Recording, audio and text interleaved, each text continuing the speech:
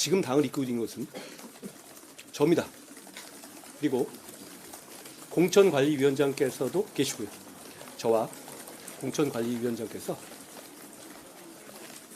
공정한 공천, 설득력 있는 공천, 이기는 공천을 할 겁니다. 저는 딱 그 생각만 할 거고, 앞으로 보시면 그런 우려들은 기우였다고 생각하실 겁니다. 저는 선의를 가지고 열심히 할 거고, 그 과정에서 그런 지적 많이 해주십시오. 그렇지만 다시 말씀드립니다. 제가 책임을 지고 이 당을 이끌고 있습니다. 제가 이기는 공천, 설득력 있는 공천, 공정한 공천을 할 것이라는 말씀을 드립니다. 입장 바꿔 생각해 보십시오. 제가 왜 안 그러겠습니까? 자, 오늘 한동훈 국민의힘 비대위원장 기자 간담회를 통해서 또 한 번 레전드 인터뷰를 쏟아냅니다. 혹시 한동훈 비대위원장 윤심 공천 위주로 가는 것 아니냐라는 기자들의 질문에 아주 명쾌한 답, 기자들의 입을 그냥 싹 다물게 해버리는 그런 모습을 보여줬는데요. 한동훈이 앞으로 걸어나갈 길이 어떠한 길인지, 그리고 그 길을 걸어가기 위해서 어떠한 마음가짐을 가지고 있는지 이 인터뷰를 통해 우리는 알아볼 수 있을 것 같습니다. 한동훈 없었으면 진짜 어떡할 뻔했을까라는 생각이 자동으로 드는데, 듬직하고 믿음직스럽고 그의 말에 울림이 느껴지는 건 저뿐만이 아마 아닐 거라 생각이 됩니다. 지금부터요, 그래봤자 어차피 윤심으로 공천 줄 거 아니냐라는 뉘앙스 기자들의 질문에 당당하게 답하는 한동훈 비대위원장의 모습 다 같이 함께 보고 가시죠. 제가 우리 당의 승리를 위해서 좀 이점이 있습니다. 저는 이 당에 아는 사람이 없습니다.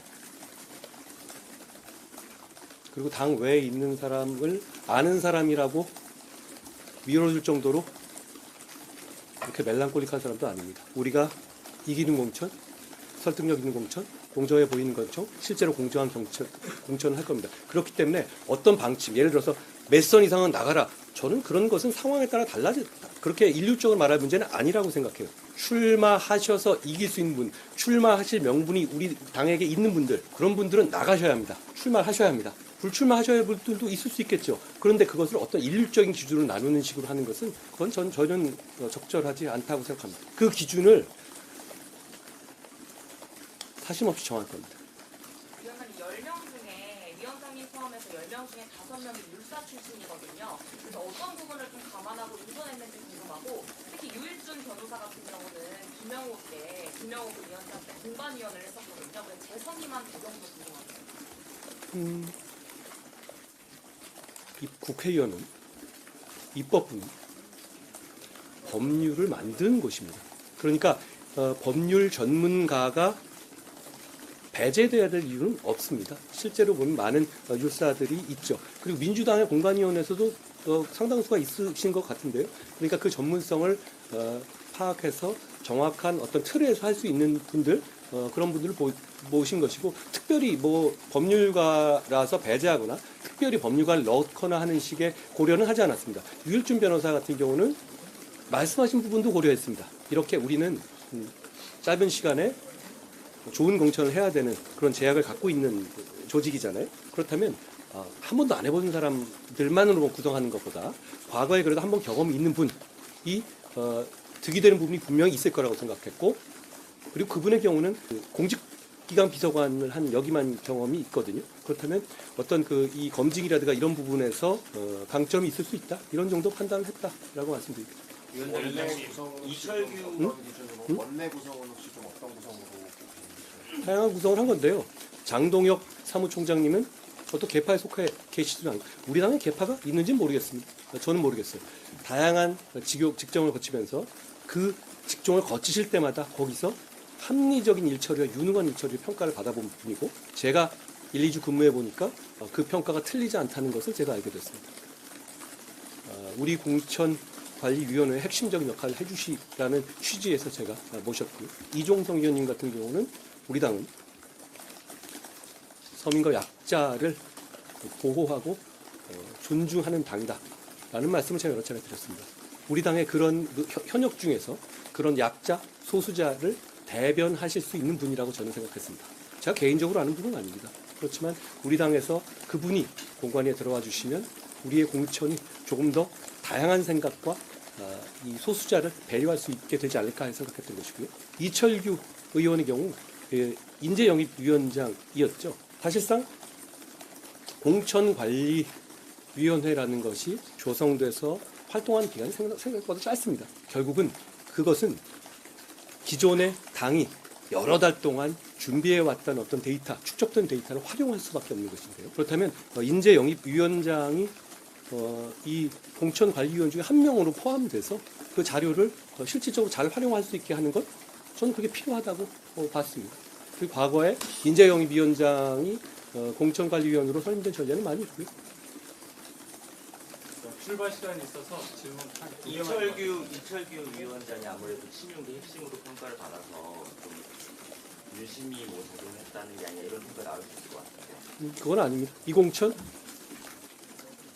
지금 당을 이끌고 있는 것은 저입니다. 그리고 공천관리위원장께서도 계시고요. 저와 공천관리위원장께서 공정한 공천, 설득력 있는 공천, 이기는 공천을 할 겁니다. 저는 딱 그 생각만 할 거고 앞으로 보시면 그런 우려들은 기우였다고 생각하실 겁니다. 제가 처음에 여기 오기 전까지도 걱정하는 분들 많지 않았습니까? 저기 장동혁 사무총장님을 비롯했어요. 저는 선의를 가지고 열심히 할 거고 그 과정에서 그런 지적 많이 해주십시오.